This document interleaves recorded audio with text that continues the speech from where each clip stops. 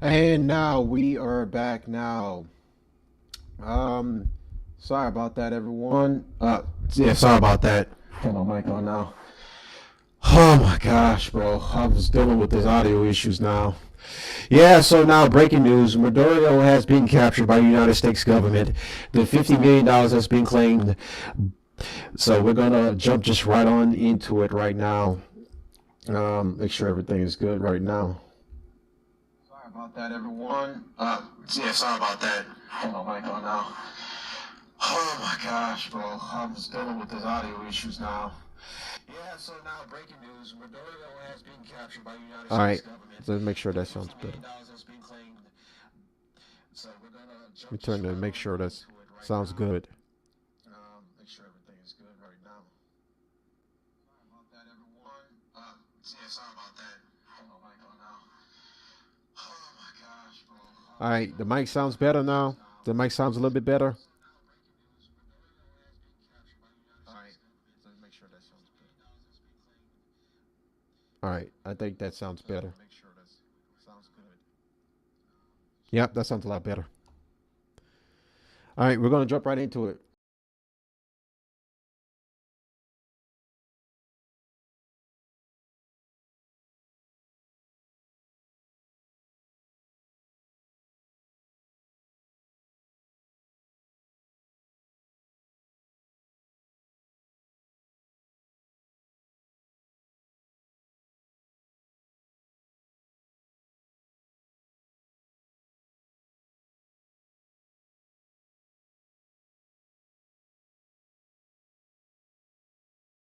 Maduro was charged in 2020 in the Southern District of New York for narco That should terrorism, do. conspiracy to import cocaine, possession of machine guns and destructive devices, and conspiracy to possess machine guns and destructive devices. We're going all over right now. We got Myron Gaines on. We got everyone. We got the Plus Crucible the on. Tijuana, you're gonna get done. I actually have the Trump will press go in and release get about G, and that you right won't even here. know what I'll post. happened. Oh no, that's not that's not even in your wildest dreams, but nice try. Myron, what's your what? I mean, look, jokes aside, although I think there is a bit of credibility to the argument. What's I your had to thoughts about open the up actual another. American military and how they were Bruh, able to pull this off? it's Yeah, crazy. I mean, I'm interested to see what Trump says later. I know he's supposed to have a press conference at 11 a.m. where he covers this. Um, but I'm interested to see how they pull this off, what the intention was, because if the intention was just to grab Maduro, um, this is kind of a lot of fireworks to just do that. So I'm interested to see what the deal is here, and why. Because the other thing too, also to keep in mind is it worth it, like destroying all this infrastructure if you're gonna put Machado in, which is who you want, the female? That's a little weird to me as well. So I got some questions here as to like what was the intention here? Why did they attack certain military strategic locations and oil areas? I don't know. It's like things don't add up to me. Oh, for me, that's a smart move because you basically, I think Main mentioned this as well, but you're gonna have about a month of a situation where Mercado doesn't get in because they'll have to do new elections. And so it's basically a threat to say, look, this is what. Everyone's pretty much right now up covering this news right now. This has been breaking right now. An opportunity for them to grab this guy with the least amount of violence possible, and they don't give a shit if the moon is shining bright when that happens. It's go time, baby. When you get Situation where Mercado doesn't get in because they'll have to do new elections. And so it's basically a threat to say, look, this is what. Everyone's pretty much right now up covering this news right now. This has been breaking right now. An opportunity for them to grab this guy with the least amount of violence possible, and they don't give a shit if the well, how could Trump's using Article 2 of the Constitution, which outlines his powers, of course, his war powers. And according to, going back to these rulings from 1973, I believe, the president has the ability, if he sees something as being a threat to the American people directly, can do things like this, can operate to directly get rid of those threats without an actual act of war from Congress. So him blowing up drug boats, first of all, I don't give a shit if he blows up drug boats. I literally don't care. This is one of the bigger things that in hills that lefties are dying on that I don't really understand is why would anybody give a shit if you blow up drug boats? Why would anybody care? What's your reaction to it, everyone? What's your reaction to this? It's big news right now. Get your. I have no idea write why your anybody comments or would give a whatever. shit. Yeah, so what? Trump's blowing up drug boats. Yeah, I don't care. Good. Good. Don't give a shit if he blows up drug boats. Trump went in and black bagged a communist. Yeah, I don't care about that either. Fine with it. I don't see anything here that's confounding. Trump isn't going outside of his authority as far as I'm aware. In a matter of hours from now as he addresses reporters in the country, frankly, the world at roughly... It's confounding to me that these people would even think that a woman would have anything intelligent to say about a military operation in general. Military strikes from the Republican Senator Mike Lee of Utah, who is our best source because he made it public, and he says he spoke to Marco Rubio. He said that the strikes... It's a full moon, guys. ...to protect and defend those executing this... What are we going to do? It's a full moon. As he says, Maduro was... I'm very confounded. How is it that the United States... How can the United States conduct a military operation during a full moon? This is very confounding. Are you confounded? I'm very confounded. Yes, I'm very perplexed. Are you perplexed? I'm very perplexed. Very perplexing. Colonel, I'm struck by a couple of things. One, by what we have witnessed this morning, the dramatic and historic developments taking place, and two, by where this fits into history. It's on... Go back between all. Link to Trump's True Social announcing the capture. Breaking news, I think that was from before. Yo, Myron, Rose Warfare on Instagram has some crazy videos of the invasion of Venezuela worth a look, big bro. Rose Warfare.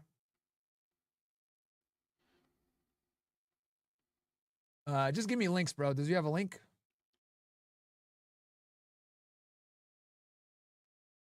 I hate fucking Instagram, bro.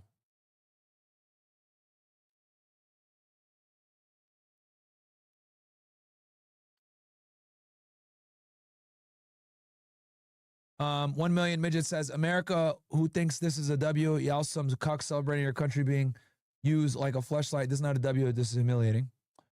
We just snatched Maduro and his wife from Venezuela. You see Chinese officials in Venezuela while the bombs were going down. This seems like it could have been catastrophic. Trump moving dangerously. Don't like this. Plasma. He doesn't like academics. Maple Candy. Maduro just got a USA-sponsored evacuation to the U.S. so he won't be killed by his own people. Osis Vaquez. I heard that those cows were not as pure as they found a single white hair. What do you guys think? What do you guys think? I think that was only on one of the cows. They bought 5 of them. Turn this down a little bit. I don't want to hurt your ears. 10 Rose, thumbs up. Cool. Bali is the dude in the group project, but he doesn't read anything, sleeps in class. Okay. USA-sponsored evacuation to the U.S. so he won't be killed by his own people. I heard that those cows were not as pure as they found a single white. This is a phenomenal conversation. Lots of clips to be made here. Thank you both. Right now, here's having a serious conversation. Okay, Morris, don't worry about the banking institution, bro. Did they Maduro Myron? No. Mr. B says, Myron, I think academics talking about moving Palestinians to pieces of land closer to Muslim countries and let Israel occupy Gaza. I've that him or his audience may not have the history. Well, I try my best. Academics doesn't let you finish a sentence. Unbearable. Jason Gurst, WOSS 300. Keep cooking from Jason Gurst. Thank you so much, my friend. Appreciate you, bro. Down to Marco for 50 bucks. Can you touch on Gaddafi briefly? Academics should know his story for things to start making more sense. Gaddafi has a very important story. Yeah, but I mean, the reality is Gaddafi, you know, they killed him, bro. They killed him. Like the U.S. and NATO killed him. Maduro captured.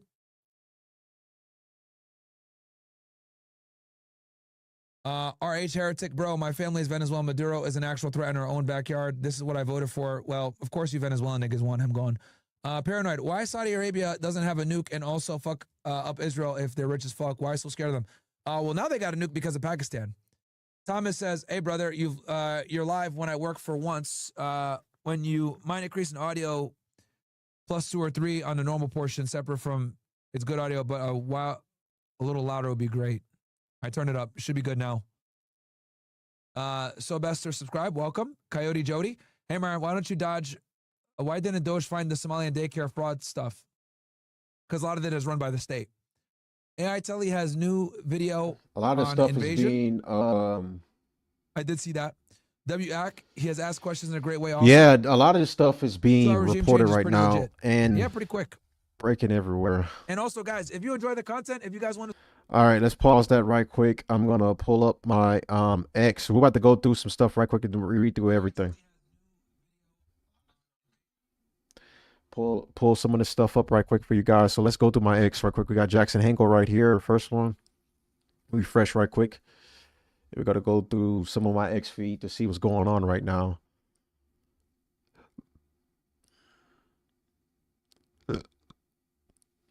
Venezuela's interior minister says the country remains in complete tranquility and that its people are undefeated following the reported foreign operation. Breaking: China denounces the U.S. attack on Venezuela. Dorde, I can't read his name, is alive and attack. And speaking to the press, imperialism is a threat to humanity. Of course, Jackson Hingle's a communist. I mean, he'll say that. Venezuela VP Delise Rodriguez confirms that the whereabouts of Maduro and his wife are unknown. Okay. Breaking: Venezuela's defense minister is alive despite false reports. He released a video message called for the anti-imperialism and liberation war against the American empire. Oh, shit. Trump says U.S. captured Venezuela. Maduro and Venezuela's not an enemy. Okay, let's go. Iran condemns a bunch of it's got a good point. Yeah, this is everywhere right now. Let's go. Suleiman right up here.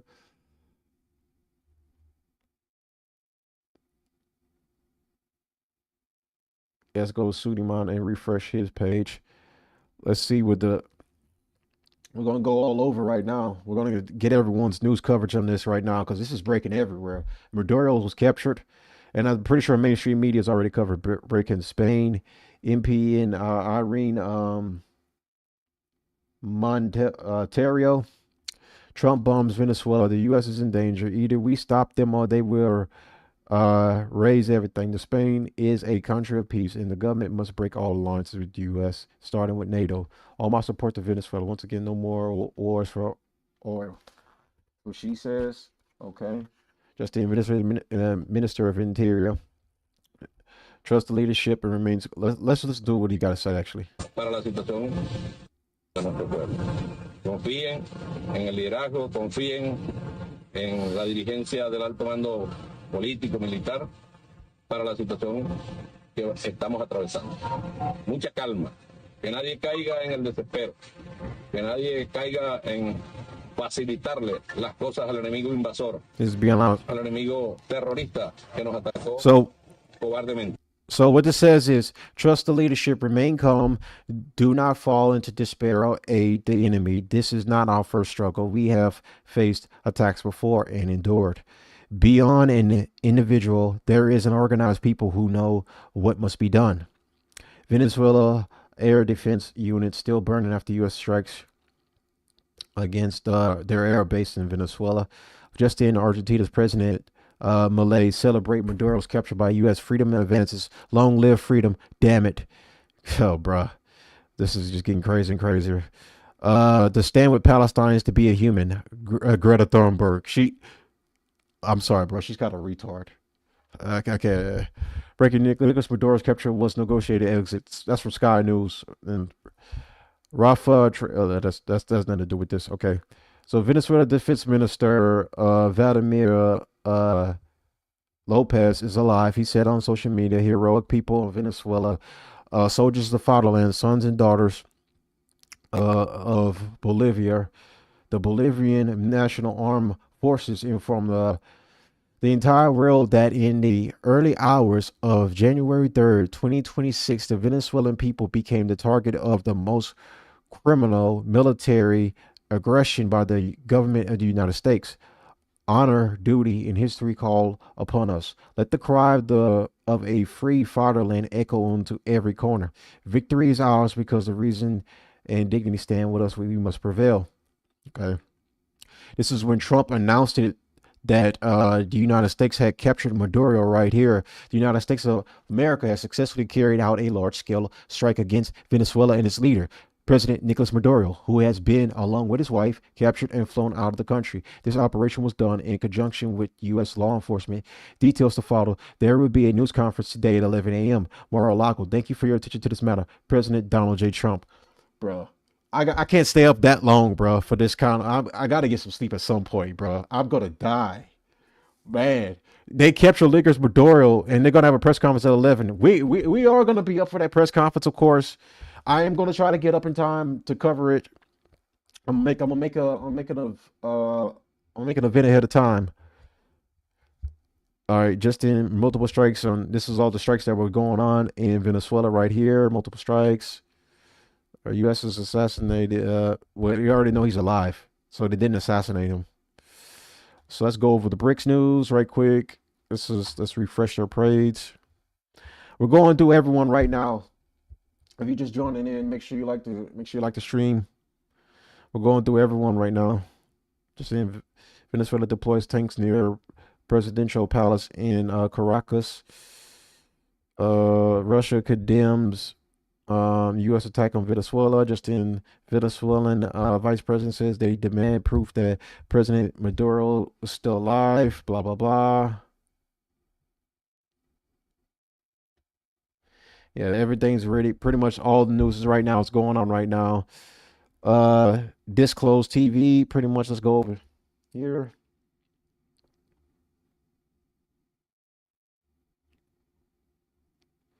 Nobel Peace Prize winner and opposition leader Karina Machado. We are ready to take out government in Venezuela. Oh shit. I know she's excited to go back to Venezuela. She's basically about to beat the president now. She's got handed to it on a pedestal. So you already know what type of time she's about to be on. She's about to go back and rule. Well, I believe they have to hold elections first before she can take office. Just in Maduro, captured by U.S. was negotiated exit. Just in Russia condemns U.S. aggression against Venezuela. Power outage in Berlin. Okay, well, there's nothing to do with this. Maduro was captured by a U.S. Delta Force unit during military regime change operation in Venezuela. Well, successful regime change. Just in Trump says U.S. has captured materialism. Okay, blah blah blah. Okay, Trump invades Venezuela. Ordering U.S. force. That was from CBS earlier. All right, we pretty much got everything we need to do right now. I'll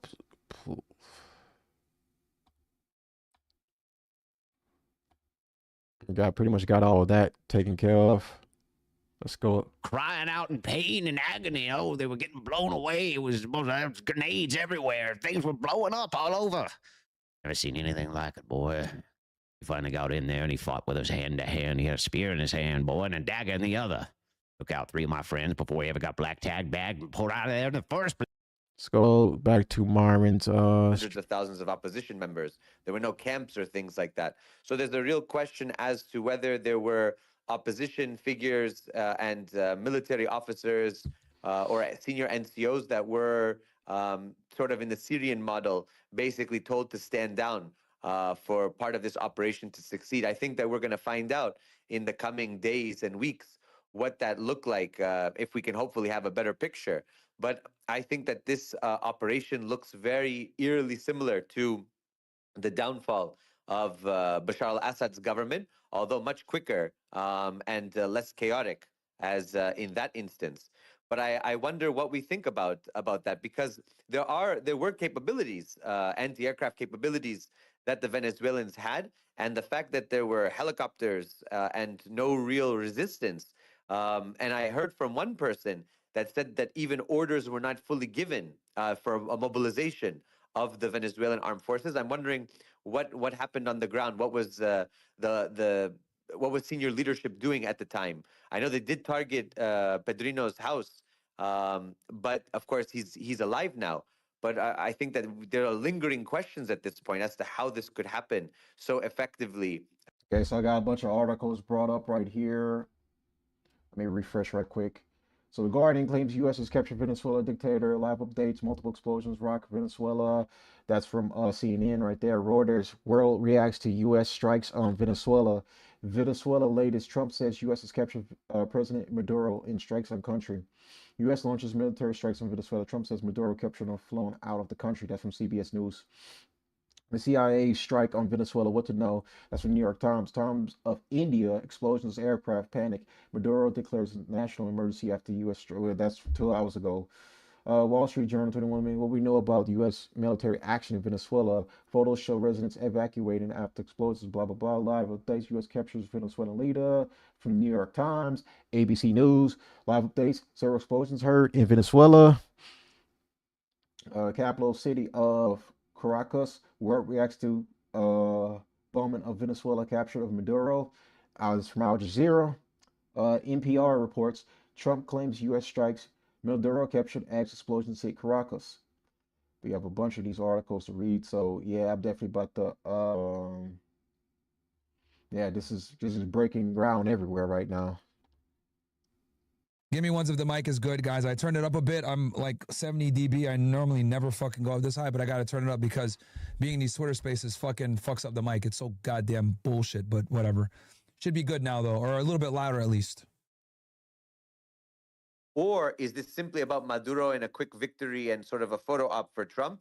And we move on to other campaign. If it is about the Socialist Party, if it is about regime change, writ large, I think that we're going to see a lot more violence and fighting coming up in the coming weeks. But it doesn't look like that at this moment. Although there are still reports that the international airport in Caracas is If under you're the just control joining of the right United now, States. we are There's covering a the special capture force. of Nicolas Maduro. The capture of Nicolas Maduro took place this morning. There were strikes on Venezuela that took place over the night, then it went into the morning, and then Delta Force had captured Nicolas Maduro. So if you're just joining us, that's what we're covering right now. Out tells you that the regime is still in power. Maduro is out of power. So as I give Hashim his props. This was a leadership change, not a regime change. You would have to be on the ground with force to force political parties to disarm or to step down from their power. And we'll see as the smoke clears who is in charge. I think on paper, again, it should be the Venezuelan vice president. Now we're getting, Marina Corina Machado apparently has said that the opposition is willing to take power. Again, this construct of leadership change and regime change. We don't even necessarily know if elements within the PSUV political party and kind of the Maduro regime are coalescing within somebody. I mean, we can even run into a situation where they're jockeying with an influence between each other. We've seen this in the past, by the way, with the opposition, where the opposition doesn't have 100% coalesce with somebody, and this can actually also happen within the kind of the successors of Maduro. And again, the key figures are Diosdado Cabello and Vladimir Padrino Lopez.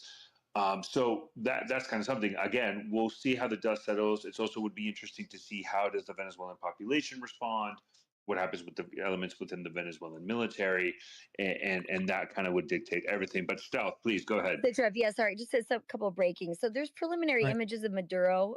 It's with HSI. It's HSI and DEA that ran a case, chat. DEA and HSI, 2020 indictment. Posting the picture, and then there are people on the ground now celebrating, but it's light out already.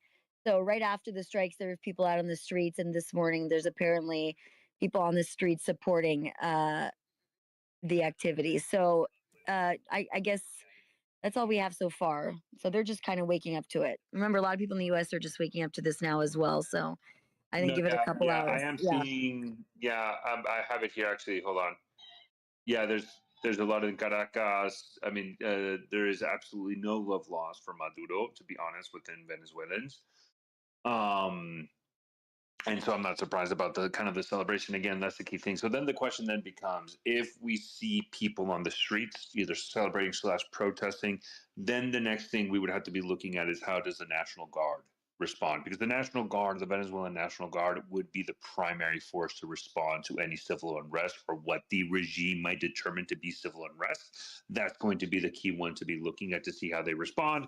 And then the unofficial organization that also has been leveraged a lot by Chavez and Maduro were los colectivos, or the collectives, right? The unofficial. Mr. Trip, did you see the white SUV that was struck? That looks like a targeted strike. Do you know who was in that vehicle? No, we don't. We don't have any. No clue. And no, to be honest, at this point, we don't even have official understanding of where exactly Maduro was captured. We don't know where Maduro was captured. We suspect somewhere in Caracas. He might have been in Miraflores.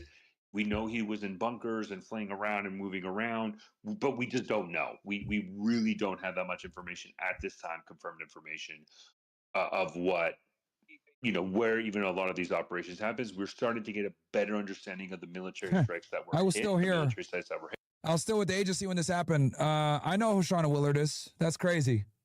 That's crazy, bro. So she indicted, he got charged. Current Chief Justice of the Venezuelan Supreme Court was charged via criminal complaint. I know who this is. She, out of the financial group, she charged this guy. Wow. Small world, dude. Much more expansive in the strikes than the Abbottabad raid, but clearly this is much more reminiscent of Abbottabad than Panama, in my opinion. There are reports of military and civilian casualties. We don't know the numbers yet, but I'm wondering what that will look like when the dust settles, and if that will have an impact on the Venezuelan population in terms of. There has to be Venezuelan military casualties.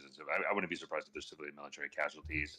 And more importantly, the one that I would be looking at again is, because again, we know U.S. casualties occurred. The key one again goes back to our Cuban military and intelligence officials, because those were the guys who were the Secret Service detail for Maduro. If the Delta Force had a violent extraction, let's say, or a violent capture, how many casualties did that happen? Or did they manage to overwhelm the situation where even the Secret Service detail of Nicolas Maduro said, okay, I'm not dying for you, and time's up, we give up. So we don't know. Again, a lot of this is just the dust is settling, the fog of war. We don't have a lot of the information out there, and we're waiting for it. But again, I wouldn't be surprised if Cubans were killed in the attempt to capture Nicolas Maduro. So I want to bring up a point and take advantage of Malcolm being. Come back to that in a little bit. Let's go over here to Steve is taking a break. This is currently Venezuela right now. Quiet. They literally just came up. I need to learn how to get the footage in Venezuela so I can see for myself. But this is exactly what's going on right now in Venezuela. It's quiet money. Where their little leader has been picked up. Let's see. Let's go down here. All right. So I'm going on the New York Times right now. So while this is going on, I'm on the New York Times. Pedro Sanchez, this was reported like 4 minutes ago, the left-wing prime minister of Spain, who has spoken out against the Trump administration's previous military actions in Venezuela, struck a new wary note on Saturday. We urge everyone to de-escalate the situation and act responsibly. International law and the principles of the UN Charter must be respected, he wrote on social media. In one of the this was reported 12 minutes ago. One of the first social media posts since Trump announced Maduro's capture, Secretary of State Marco Rubio reposted what he wrote in July of last year. It appears to be an attempt to push back against concerns, including from Republican lawmakers, about the legality of the strikes and capture. Maduro is not the president of Venezuela. Venezuela and his regime is not the legitimate government, Rubio wrote in July 2025. Venezuela says the U.S. strikes in its capital and 3 states. Okay, Interior Minister of Venezuela, considered one of Nicolas Maduro's top enforcers, called for calm in televised remarks and urged Venezuelans to trust their leadership. Let no one fall into despair. Let no one make things easier for the invading enemy, he said. Cabello also said without providing evidence that bombs had struck civilian buildings. Okay, this was from the New York Times.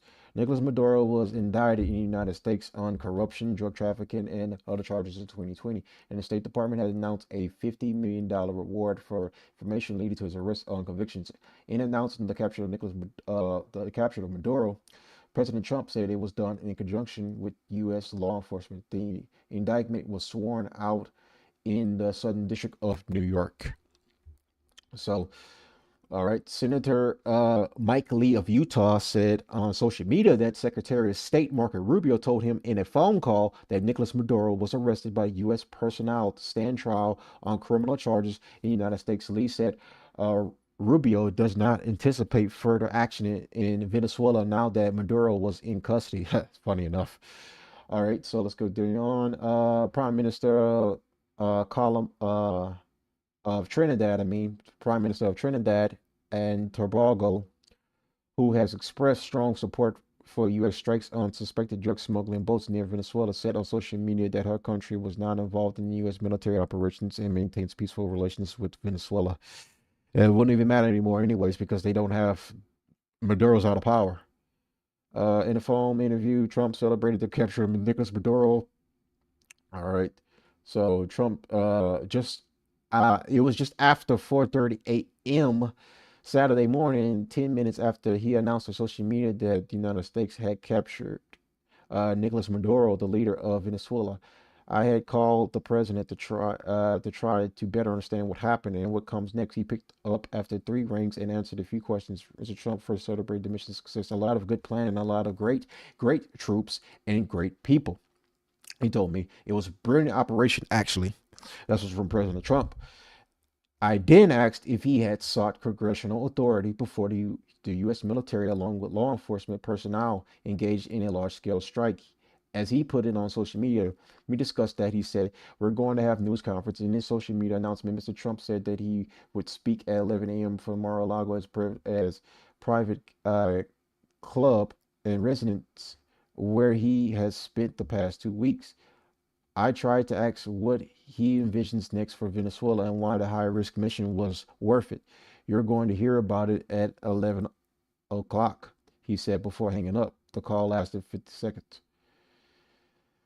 All right, so this is right here. This was an hour ago. The U.S. attack has left an unspecific number of Venezuelans dead and injured. Venezuelan officials said in a statement the number of casualties is still being assessed, they said. Video obtained by the Reuters now. Pretty much is one of the footage is already there. Javier, like I read earlier, Javier Milei of Argentina, he is still celebrating this, of course. I mean, we already know he's in bed in the United States. Hell, they bailed him out. Colombia's President Gustavo Petro said on social media that his country forces were being deployed to the border with Venezuela and that there would be additional support in the event of a massive influx of refugees. Venezuela's Vice President Rodriguez, speaking on state-run television station, said the whereabouts of Nicolas. This was already said before he was captured. So after he was captured, it doesn't really matter no more. So they already have Nicolas Maduro already in custody already. As you can see right here, this is what we're looking at right now at our live coverage that we're looking at. This is Venezuela right now, the morning of Venezuela.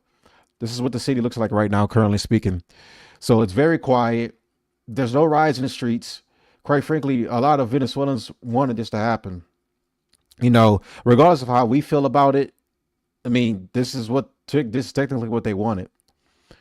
So, let's see, go over here. Let's go to remove you. Let's see what Andrew Wilson's. What the fuck does that mean kinetically? We got a lot of let's see. It was set out in the national strategy just at the end of last. Just want to pay you a compliment on something. I don't think you get enough credit for. That's the courage and bravery it took to bet on yourself. It took a lot of balls to step out of the societal box as men conform. So bravo, sir. Well, I appreciate that. Very kind of you. Here, we're going to regroup. I appreciate your reporting all over the last several hours. That is going to do it for this NBC News. All right, so let's go over to X right quick. Let's go to Jackson Henkel's page right now, because I know Jackson he has more coverage in Venezuela than anybody right now because I think he is in Venezuela right now. So we're gonna get his coverage right now. All right, let's see. Maduro's gone, but the Maduro regime still remains. Minister of Interior, Minister of Defense, Vice President. The U.S. is either betting on interior collapse and chaos, potential traitors taking power, long-term U.S. military action, which Rubio has said won't happen. Okay, so yes, the Maduro regime still remains, even though we have their leader. The Maduro regime still remains, and we will have a press conference at 11 a.m. to go more over this. So let's go over to where Myron Gaines is streaming. My missiles, I don't know, other stuff they were bragging about, and nothing happened. So I'm thinking that the military is just waiting, and I think we're going to see some decisions after the dust settles. And that might include also Maria Corina Machado and Edmundo Gonzalez, because they need a seat on the table because they have the legitimacy of being voted by the people, right? Thank you. I'm going to stay here for a little while and then I have a meeting, but thank you for giving me the opportunity to talk.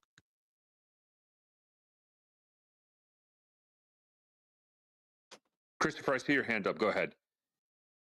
No, I just wanted to go on to an earlier point. I think when I was in Venezuela in 2019 on the ground, I met with some former Got an image for you guys. commanders, and as you know, there was the peace agreement reached between the main FARC and the Colombian government, which was a major achievement in that time period. But I mean, Venezuela is home to, as I said earlier, thousands of people who've been involved in guerrilla warfare, who have training, who have capabilities. And I think that if there is going to be a protracted guerrilla war, we're going to have a destabilization of Venezuela. And none of this helps the US in terms of, number one, drugs, number two, migration. Because if Venezuela is even more destabilized, and imagine rebels and guerrillas targeting oil infrastructure, industry, targeting you name it, because it could even be even more violent than what we experienced in Colombia and are still experiencing with the ELN. I think that you really have the all of the capabilities, or I would say all of the how to frame it. Yeah, I think that you're going to see a huge issues emerge from that. You're going to see these groups. I think that they do have enormous capabilities, stockpiled weapons. They have their jungle bases. They've been provided with that safety for many years. And I think that we're not really seeing this fully for what it is, which could be the destabilization of a major Latin American country. And I think that that could cause regional destabilization as well. Also, I think that Cuba, we spoke about Cuba as well. I think that the energy supplies that Venezuela was providing to Cuba that have nearly stopped now because of the so-called blockade. I think that we could see Cuban collapse as well. I think that we're really in for a moment of momentous transformation in Latin America and a realignment globally. And I'm very curious as to what this looks like when the dust settles, especially for other major powers that are watching this and eyeing this. And I think that I think all eyes now are on Eastern Europe and. All right, let's see. So this is still currently in Venezuela. So we're gonna move on. We're gonna get some news right quick. Let's get some mainstream media news coverage right quick. So let's see, because we're gonna have a bunch of news coverages right now. So let's go to NBC News. Let's see what they have to say. Because obviously they're gonna have something to say about this. It remains to be seen what happens. And the interesting thing is that many countries don't seem quite sure how to react to this. No, they don't. Again, that's the Trump effect and the fact that we're in these new times. The first thing you said was about the EU, and again, because we're in the times we're in, I'm reminded of Stalin's question about Pope's condemnation of something. How many divisions has the Pope got? How many divisions have the EU got? None. And so I'm not saying it's irrelevant, these reactions, because it's part of discourse and how societies argue the events and then arrive at how we feel about things. So it's not irrelevant in that sense, but it's irrelevant in what actually happens on the ground. On Mr. Farage's point, well, by his argument, if the President Xi of China puts forward a scenario that the President of Taiwan,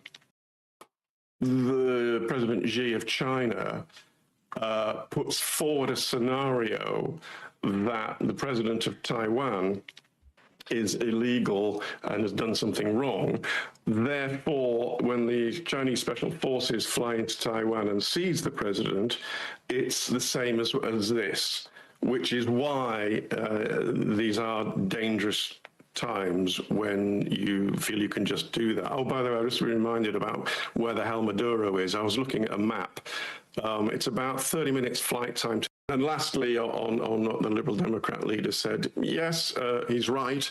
And it's Actually, let's watch this right quick, actually, because this is important. These are from the strikes. Programming. We're going to return. So these are the strikes earlier during. This is when the strikes actually took place.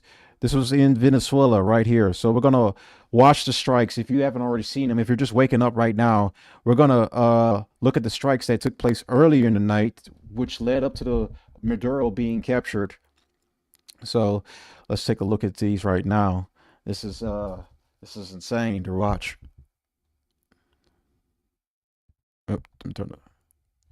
Loud noises have been heard in the southern area of the capital near a major military base, and the area is reportedly without electricity.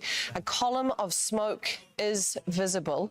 The Venezuelan government's made no comment at this stage. The explosions were first heard around half an hour, 40 minutes ago. It's just gone 2:30 in the morning in Venezuela. We're going to go now to Lucia Newman, our Latin American editor, who's coming to us from Santiago. Lucia, what can you tell us? Yes, sir, I'm hearing the same thing, that roughly 45 minutes ago, there were explosions heard and smoke was seen rising from Fortuna. Fortuna is not that far away from the presidential palace. It is the main military base in Caracas. It's a key center there. And a series of explosions we're hearing were heard throughout the area. And then there was a blackout. We're also hearing that ambulances were heard, sirens are being heard there right now. People are being evacuated, presumably soldiers and other people key to that fort, Tuna, which I can assume was the target of whatever it is that happened. But we don't know exactly how this explosion happened. Was it an airstrike? Was it some kind of a sabotage? Was it an accident? No information has yet been made public by the government, and we're not hearing any other news right now as to what could have caused this explosion. But it's certainly you have to keep in mind that U.S. President Donald Trump, which has surrounded the area around Venezuela, and who had said that he did not rule out strikes within Venezuela itself to go after what he called terrorist targets, terrorist narco trafficking targets, as he called them, and which he said were being run by the cartel of the Soles, which is allegedly, according to the United States, run by the Venezuelan army. So that, if this is the case, Fortuna would be a likely target. This is, of course, speculation at this point, but for a long time now, we had been hearing from people in Venezuela that they were afraid that something could happen, or that they believed something could happen. There would be some sort of attack precisely there. Lucia. Wow, look at the bombing right now. Look at that. This was insane to look at.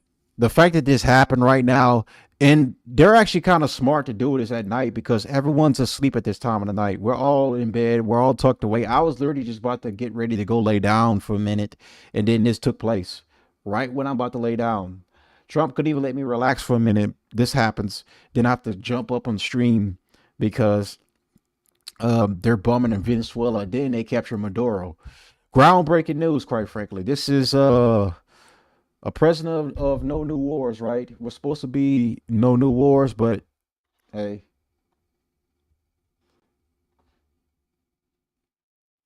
I want to show you guys something right quick. It's a good picture.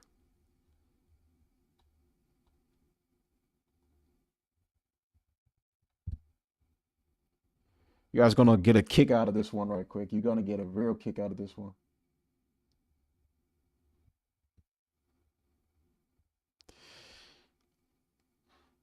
So, as a dedication to Mr. Trump, we have no new wars. This is our dedication to our president right here. This is for everyone right here. This is the dedication to Mr. Trump. No new wars. But of course, we have a war to happen. This is a dedication. Let me scroll it over a little bit so you guys can see what that says right there at the bottom. Scroll it up a little bit. Scroll it up. There you go. Just like we were promised, no new wars, right? Just like we were promised. We were promised no new wars, and look what happened. Look what happened. We did not we've committed to a regime change, and now we don't know what's going to happen now. So I couldn't even tell you guys, even if I wanted to, what's going to happen right now. But we ran on this promise of no new wars, and look what happened. By Venezuela and probably other countries as an act of war. Lucia, just quickly, can you talk to us a bit about how the Venezuelan president has reacted to President Donald Trump and his statements so far? I'm sorry, who has reacted? The president? Yes. Or the people of... The president. The president. Just 24 hours ago, or a little more than 24 hours ago, President Nicolas Maduro announced that he was willing to talk to President Trump to discuss concerns dealing with drug trafficking, with oil. Venezuela, remember, has the world's largest proven oil reserves in the world. It is a major oil producer and exporter, and sort of definitely trying to show an olive branch, to offer an olive branch to the Trump administration. But as far as I know, there has been no response to that whatsoever. He's also saying, President Nicolas Maduro, that the attacks on these boats are an act of international piracy and a violation of international law, and he calls it an act of U.S. aggression in general. But he keeps also saying that he wants peace and that he's willing to talk to the United States. So it's unclear what exactly he thinks is going to happen next. In the meantime, the Venezuelan government has been calling for what it calls all of its military personnel as well as civilian militia to train and to be on the alert for an attack or an invasion. He's gone so far as to say that anybody who leaves the country at this point would be considered a traitor to the nation, and that it was a time for Venezuelans to fight till the death for their fatherland. These are all the sorts of things that they've been saying as they go back and forth, sometimes trying to underscore or underplay, rather, the threat of an imminent U.S. invasion, which many people believe could happen, and at other times preparing the people for it. So it's a very, very tense situation for Venezuelans and for others who are in the region, who are looking to see what is going to happen. This is something that has not happened in Latin America since the United States invaded Panama back at the very end of 1989. Lucia, as you say, it's a very tense situation, and one would imagine a fine line between shoring up support for an administration and warning, or rather threatening, local citizens that they must join the fight. How have Venezuelans responded to those threats from Donald Trump and from the rhetoric they're hearing from their own president? I've spoken to lots of different Venezuelans. They have different opinions and different reactions, but I would say in general, they're confused, they're on the alert, they don't know what's going to happen. They've spent years now hearing, it's a little bit like the story of the boy who cried wolf. You know, an invasion is coming, the imperialists are going to invade. They've heard it so often that many people say to me that they don't believe it's really true. But on the other hand, they know what's happening in the oceans surrounding their country. They know now that in fact, the seas surrounding their country have been blockaded by this massive U.S. naval force. And so they know that, and they also believe in fear that sooner or later President Trump will want to show that all of this is for something. He's going to have to show something more for it, and then continuing to blow out ships or boats in the Caribbean that only allegedly are carrying drugs without any proof of it. So they are concerned, but they're also very worried about their day-to-day lives because the cost of living has gone sky high. More and more people are trying to leave the country. So confusion, fear, and tension. That's how I would describe it. Yeah, and certainly only more of that to come, one would imagine, in the hours ahead. It is, as we have said, not even 3 a.m. in the morning at the moment in Venezuela. I imagine we would expect to hear a response from officials within the next few hours? One would certainly think so, but they're very often very slow in responding. This is a very, very serious situation. I would assume that they are now trying to figure out exactly what to say because there's no way to keep it secret. These explosions have taken place. The evacuations are taking place. The blackouts, well, although blackouts do take place very, very often in Venezuela, but not for this reason. So people have been on the alert now for months. So I would expect that there will be some kind of an announcement or a statement made either in person or on the or issued by the government very shortly. Lucia Newman, our Latin American editor, joining us from Santiago in Chile. Thank you very much. Don't miss out. Get the full picture. Subscribe to Al Jazeera for reliable news and expert insights. Like, share, stay ahead. All right, so let's continue on right now. See who else is covering this live. Everyone right now is up right now covering this right now. Venezuela's the talk of the town. This is very groundbreaking news right now. I don't think anyone's expected to wake up to this news right here. It confirms. Let's go ahead and get ABC News. This is an ABC News special report.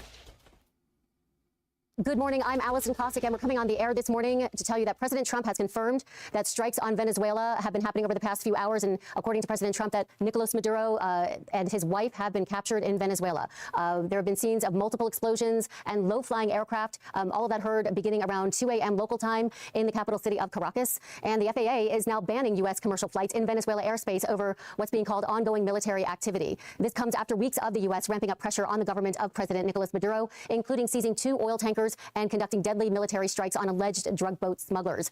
This week, the Pentagon released video of 2 vessels being hit, saying they were moving along known narco trafficking routes and engaging in narco trafficking. At least 115 people have been killed in more than 30 strikes since September. The U.S. also deploying a large-scale buildup of military forces and assets in the Caribbean, sending the largest, most advanced aircraft carrier in the world, the USS Gerald Ford. It's now part of the 15,000 U.S. troops that are operating in that region. That's in addition to the joint training exercises in Trinidad and Tobago, just 7 miles away from Venezuela. The U.S. is reportedly installing a radar system on that island.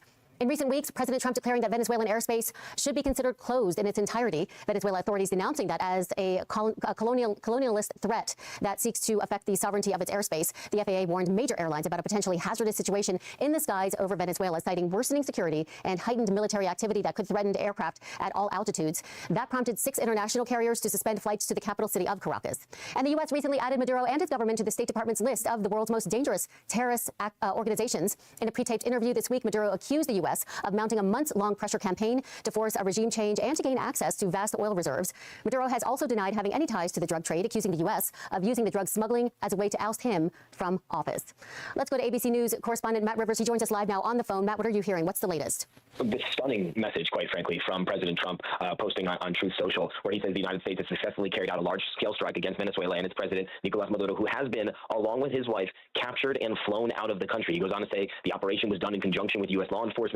News conference later today at 11 a.m. That is absolutely stunning news and what is a major escalation. You know, in just the last few hours, the torrent of news that has been coming out of this situation has really just been one surprise after the next. You know, a series of very large explosions, not in some random parts of Venezuela, not on port facilities as many had suspected, but right in the heart of Caracas and the states surrounding Caracas, where we know the heart of Venezuela's military apparatus, its state security apparatus is, and where Nicolas Maduro himself has governed from for well over a decade now as the leader of Venezuela. So those explosions, people running in the streets, videos of helicopters in the air, certainly stunning images overnight in and of themselves, which led the Venezuelan government, or what is left of it apparently at this point, to put out a statement saying that it was the U.S. military responsible for this. The president of Colombia nearby had also accused the United States of doing this, but initially we didn't hear from the U.S. government specifically about what was going on until this post from President Trump on Truth Social, not only announcing that the U.S. military was responsible for these military strikes, which was surprising in and of itself, but certainly not something that was unexpected given the massive force buildup that we have seen from the U.S. military over the past several months in this region. Strikes were always a possibility given that force buildup that we've seen. But what is really going to stun the world, I think,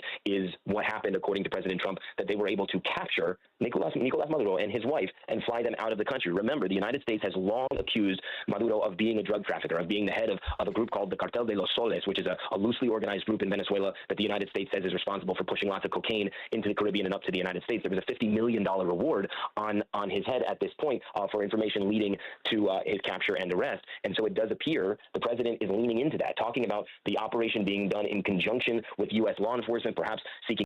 This one's pretty funny. It's from CNN. Trump flexes a new level of unrestrained global power and capture of Maduro. The way they wrote that article, and then they got him, they got his bug, they got to like meme bug in the camera, pretty much. It's pretty funny. In that this was the reason for this operation, getting Maduro and his wife, capturing them and then flying them out of the country. Are there still operations going on, these military strikes, or do you know yet if they've subsided? Well, from what it seems like, and again, in the initial hours after events like this, especially in the overnight hours, especially in parts of Caracas where we know the power is out, what kind of information is getting out there, there is definitely the fog of war that is in play here. And so we're very careful to. I will be getting off soon, so I'm kind of tired and I need to get some sleep. I'll try to be up in time for the press conference at 11, and I'll go live at 11. And its leader. So if you just use the president's words there, perhaps it's over, but we're not sure yet. We have to be very clear with our audience about what we. Let's jump back in Myron's live right quick and see what's going and on. Iran's retaliating with ballistic missiles. Israel's going to lose that war all day because the interceptor missiles cost way more money to use than the cheap $20,000 drones that they make and the other ballistic missiles. So, all right.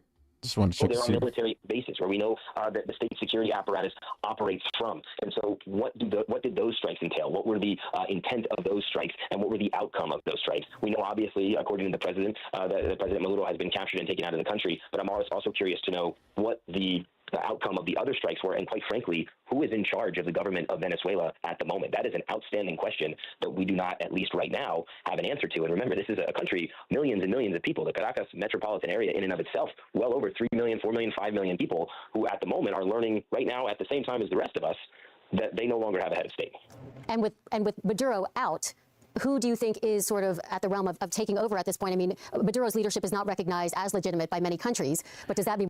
I doubt they're going to easily go away very, very easy. I doubt they're going to go down. I doubt they're going to go down easy. They're going to go down fighting. They're not going to let the United States come in there and plant in a literal puppet president. It's very clear that the regime is going to stay and fight anyone that the United States sends. This is going to cause mass pandemonium. I'm just going to be real right now. Regime change doesn't have a good history. It does not have a good history right now. So that's all I would say about that. It's a good question. I mean, I don't think we have the answer to that yet. I think it's too early to tell. I mean, someone put out a statement within the Venezuelan government, and it clearly wasn't President Maduro, but we did get a message that was sent out to the media by remaining members, apparently, of the Maduro government. One man does not make a government, obviously, and so just because President Maduro is out doesn't mean that other members of his government are not still there. But what is their governing capacity? What authority does the civilian population bestow on these people? And quite frankly, what does the United States allow to happen here? I think there's no question that the United States will have a hand in who is the next person to lead Venezuela. If you look at the results of the last election in that country, which was widely considered to be a fraudulent election that Maduro lost by a 3-1 margin, there was an opposition candidate. Is that something that could happen? Could you see a democratic transition to an opposition? Sure, in theory, but you also have members of a vast security state in Venezuela, from the military on down to state level security on down to community level security, that were collecting government paychecks from the Maduro government. So do they recognize a new democratic transition? These are all the kinds of questions that we simply do not have the answers to yet, given that this is just the right questions to be asking, but there's certainly no way we're going to have these answers as we continue to just sift through this information about what happened here in what has just been a stunning, just a few hours of news as this has come in, has completely upended the entire geopolitical landscape in one of the most important countries in South America. All right, Matt Rivers, thanks so much for that great reporting and all of that analysis. Let's go to senior White House correspondent Selena Wang, who is joining us from West Palm Beach. Are you learning anything more from the White House? Well, look, we were waiting for an official statement from a U.S. official, from the Pentagon, from the White House. But what is so stunning here is that we got the official confirmation from the president, and what he said in his post online is really stunning. I'm just going to read it to you. It says, quote, "The United States of America has successfully carried out a large-scale strike against Venezuela and its leader, President Nicolas Maduro, who has been, along with his wife, captured and flown out of the country. This operation was done in conjunction with U.S. law enforcement. Details to follow." The president goes on to say that there will be a news conference today at 11 a.m. at Mar-a-Lago here in West Palm Beach. We are still waiting for more information. We don't know where President Nicolas Maduro, along with his wife, have been taken to. There will certainly be questions asked at that 11 a.m. press conference. But look, this comes as we have seen the steady ramp up of U.S. pressure on Venezuela from an economic perspective, diplomatically, militarily, the U.S. amassing the largest military presence. I wonder what's going to happen to the wife, though. Is she going to go face incarceration, or are they just going to let her live in the United States? I'm kind of curious to know exactly what is going to happen to the wife in this regard, because like we have Maduro, that's who we really want, but are they going to criminally charge the wife too as well in some regard? There's a lot of questions that are not being answered right now. I mean, we have Maduro. We already know he's going to face trial and be convicted, but what's going to happen to his wife is another question that I have in the back of my head.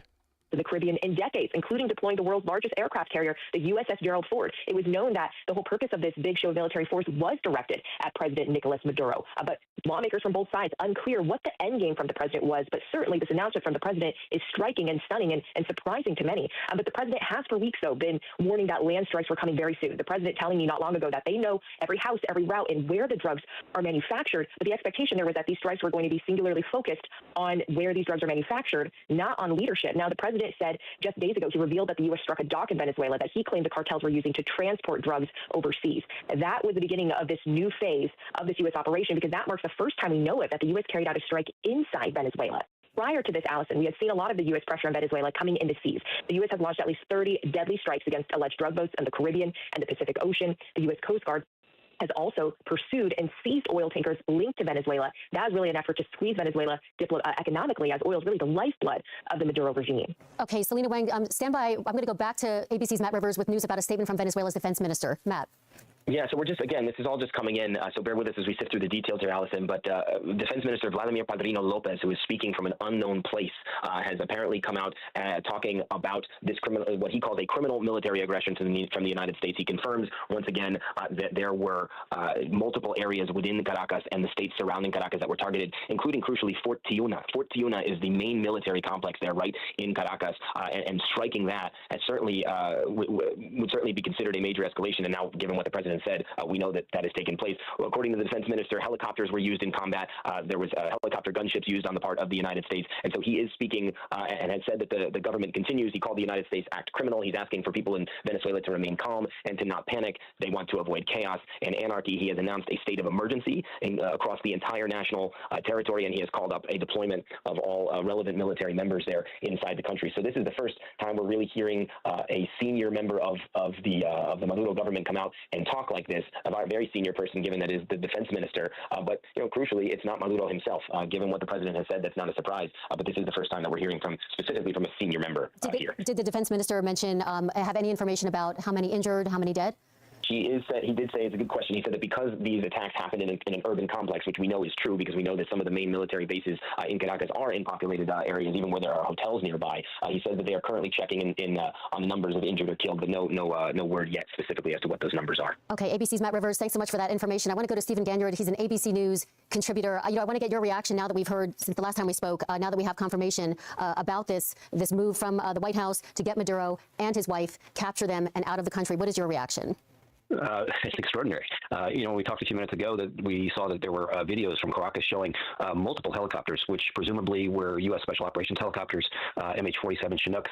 There appeared to be a attack by helicopters on some part of Caracas, showing rockets going into an area that appeared to be coming from helicopters. So this would seem to be a big operation that went after the main elements of the Maduro regime and the Venezuelan military. So we know that the strikes were against numerous military targets, to include communication sites up in the hills above Caracas, but most interestingly, all of that probably was a diversion, or at least something to distract the Venezuelan military while the special operations folks were in snatching Maduro and his wife.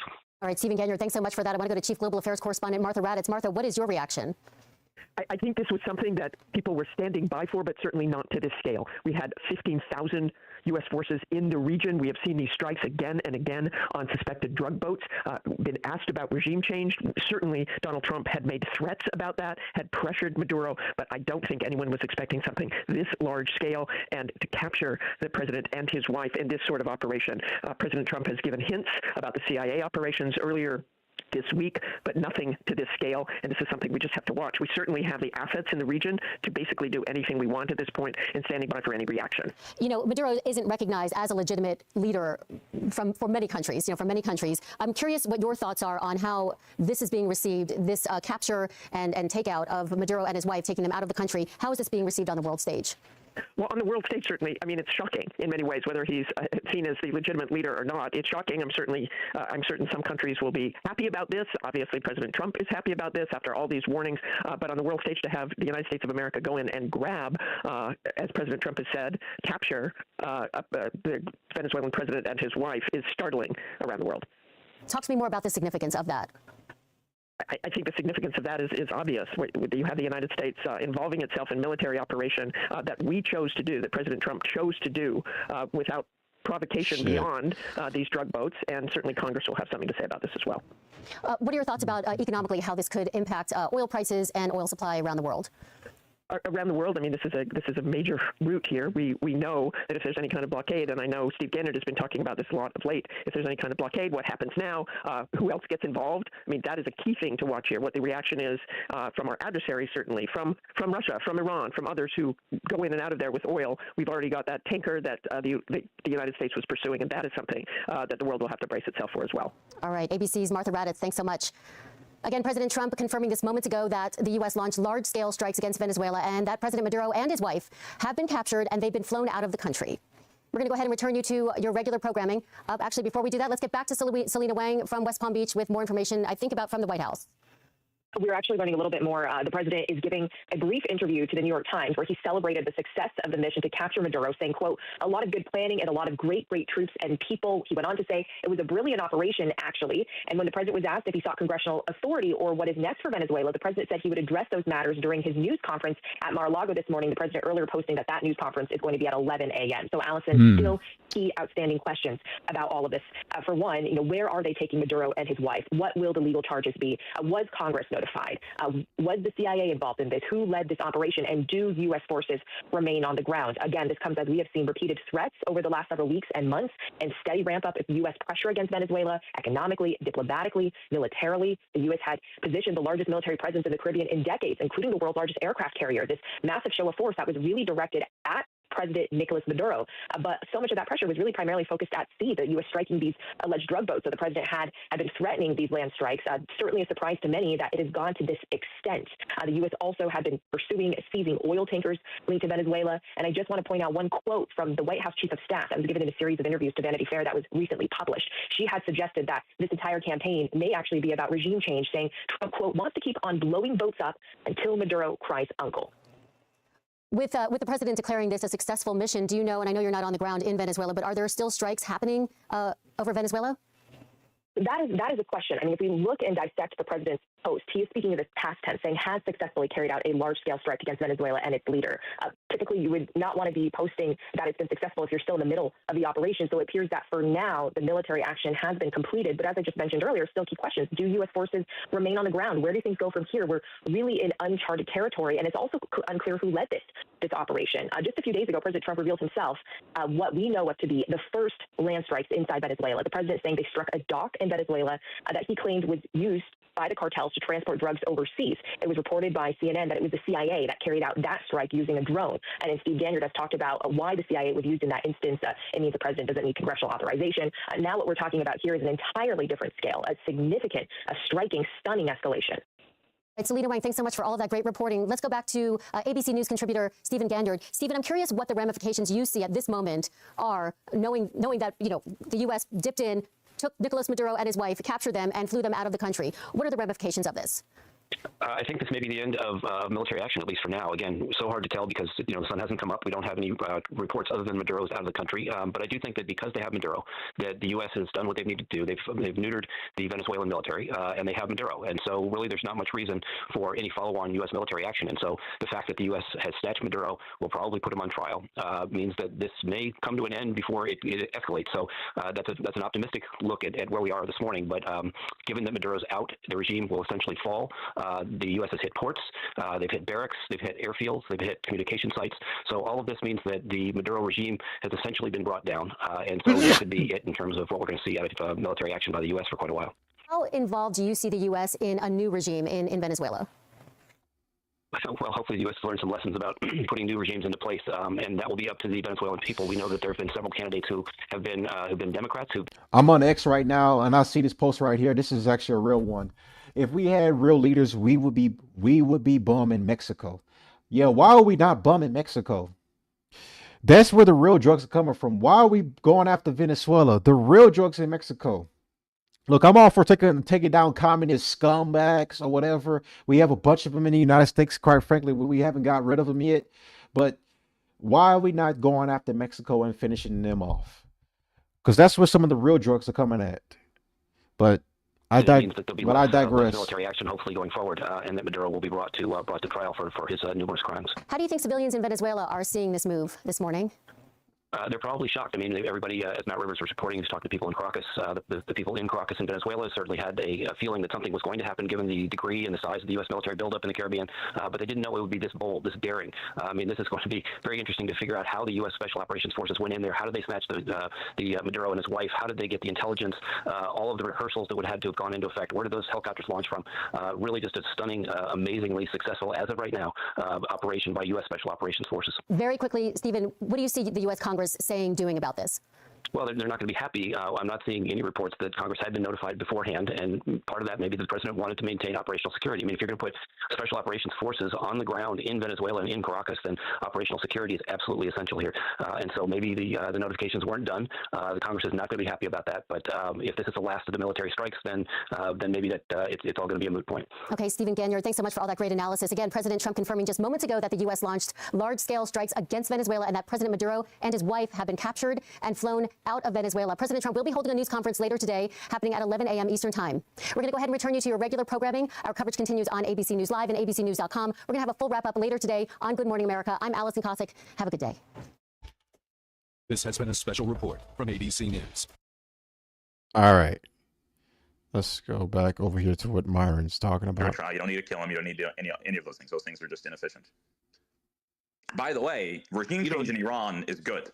Like for the Iranian people, I'm not saying that we should go in and do a military regime change, but I think generally speaking, for the people, it is good. The reason why food prices, like for example, food prices have rose by 72% in Iran. Okay, health and medical goods increased by 50%. Oh, that's that kid, Matt Nuclear. I actually like him, but he's pro-Zionist. Right now is currently at 1.45 million to $1.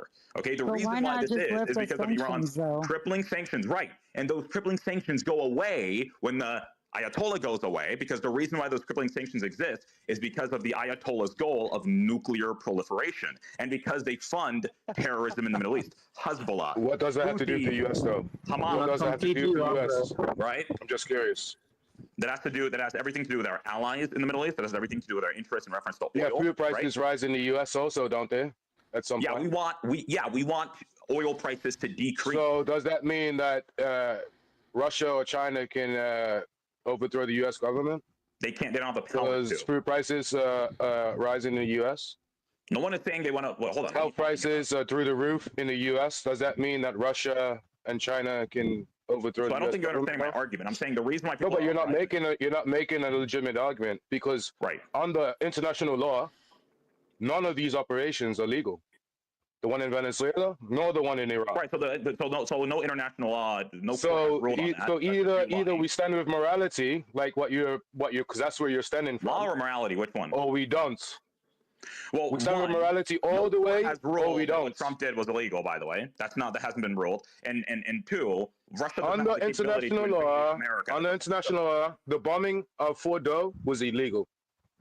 Yeah, court ruled that. Number one, the bombing of Venezuela and the if they have kidnapped Maduro, it is illegal. Oh, I thought there was a agreement prehand. Well, if that's the case, then it's not legal. That's just speculation. But even still, even if Maduro decided to make a deal with the U.S., the bombing and the blockade of Venezuela is illegal. Okay, under which court? Which court has decided so? Under international law. Okay, no, don't. Do you not understand? Do you not understand the rules of international law? I don't think you do. Courts make decisions on whether or not something is illegal. No. The U.S. court. The U.S. court is not international law. I didn't say the U.S. court. I said which international court ruled so. Did the ICJ rule so? No. Exactly. It doesn't. The ICJ doesn't have to rule. These are the rules. I don't think you understand. No, you don't. No, clearly laws have judges under the rules of the UN. Under the rules of the UN, yeah, what the U.S. has done in Iran. Court. All right, you want me to read the law for you? I'll get the laws for you. I don't need the law. I need the ruling. So what court are you? What court are you referring to then? What court are you?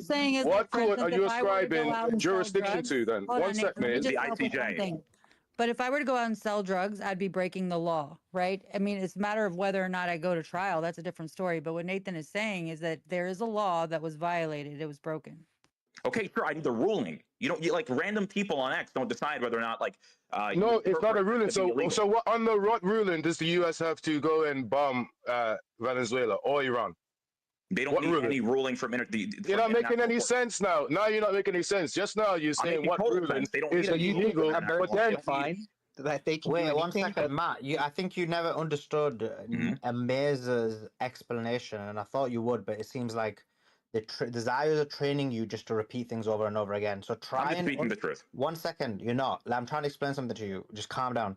So what I'm saying is, she actually broke it down in a very easy manner for you to understand. So what she said was, can you just stop talking for 2 seconds and try and listen? I know it's very difficult. The Zayos train you in a certain manner, but just try and do it. It's very difficult, I know, but you can do it. That's pretty funny. So what she's saying is, hypothetically speaking, Matt, let's say you went to a store. And hypothetically, I'm asking for a court. Oh my God. Bro, are you retarded? Can you just keep quiet for 2 seconds? I think you are. Look at you. Look at how you look like. You're retarded. What are you... Right, listen, you're on my space. Try and listen. If you can't, then just shut up and leave.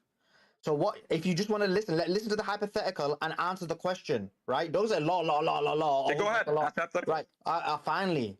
Okay, so if you were to go to a store and steal a mobile phone, right? Have you broken the law?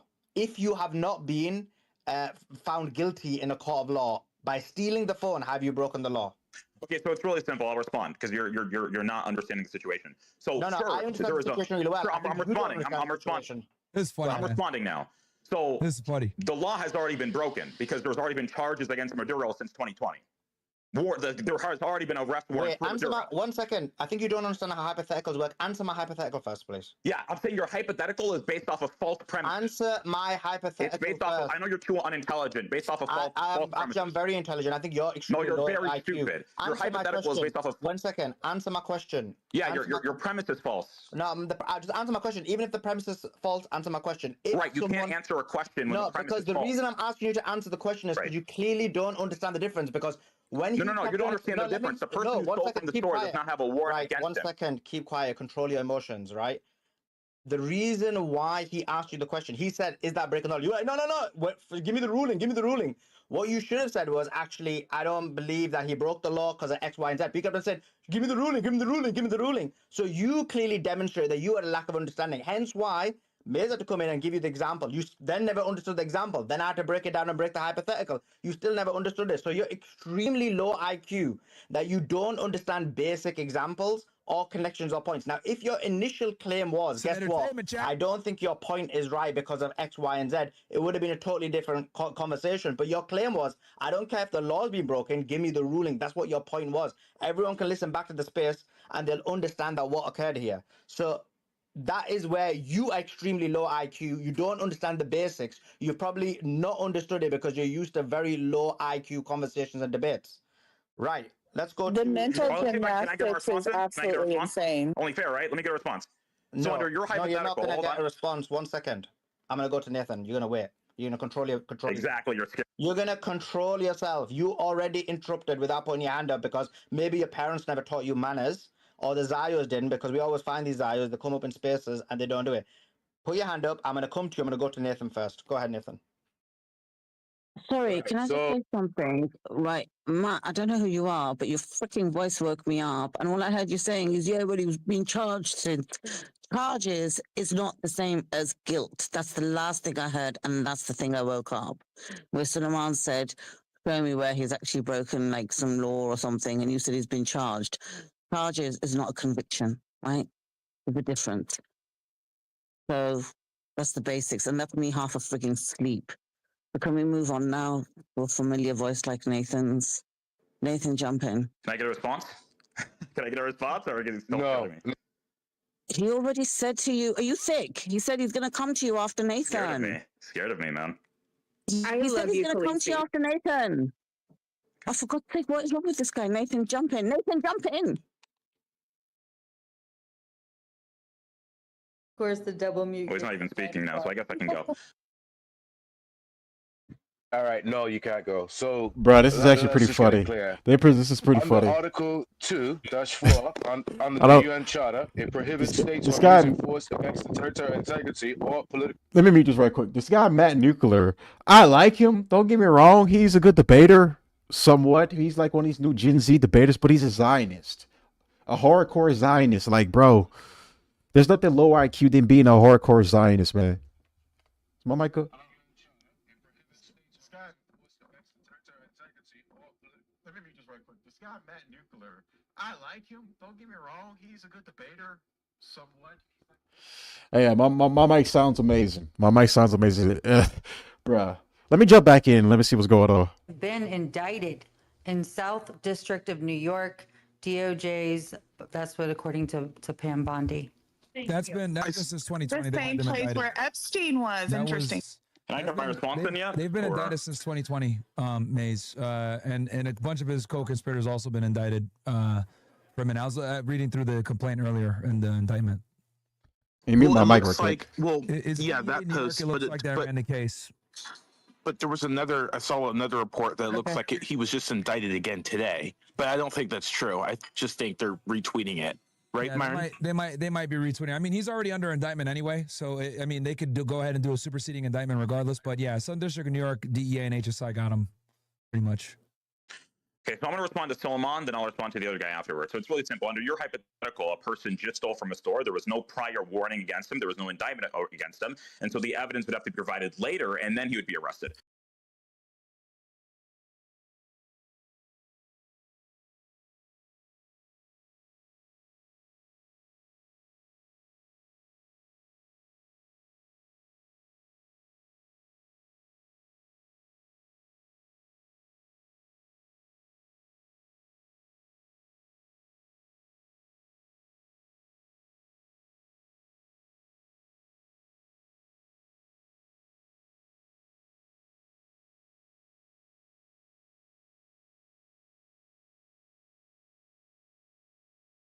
And let me be clear on this. The thing about the point is, you just now made a new claim. His initial claim was that what Nathan's claim was that guess what, he got in. And by the way, you know these IOs, they always have people sending them information. So he didn't have this piece of information before.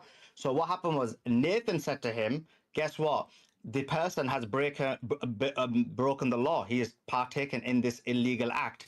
He then said, he didn't make this argument then. His argument then was, oh, guess what? But that doesn't matter. Give me the court of law that he has been found guilty in. Give me the court of law that he's been found guilty in.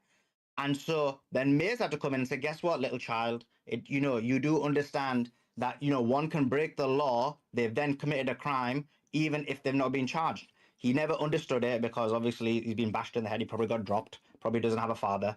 And then what happened was, I was trying to explain to him, do you understand what Maze said to you? He obviously never understood what Maze said to him, so I had to explain it again to him. Then what happened was, his IO buddies then start sending him information about the indictment, which then changes the entire conversation, because that wasn't what it was about. The entire debate between Nathan and him was on the basis of if one commits a crime, i.e. what Nathan's claim was, if you've broken international law, have you broken the law?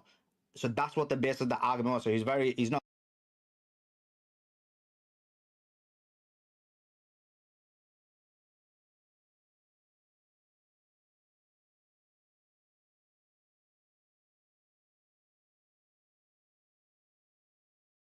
Whenever you clear the water, when you put the filters in and you clean the water, you can expose them very quickly. They expose themselves. When you put the right pressure on them. All right, let's see what they're saying in the other space. All doing our part. So thank you so much for letting me talk, and we're happy to talk to you soon. Thank you. Just to pinpoint, I don't know if it was said already on the state, but the Attorney General Bondi said that the Mary prosecutor area where they charge a lot of like the narcos, cartels, drug traffic, or narcoterrorism. I believe that was also what Juan Hernandez was in.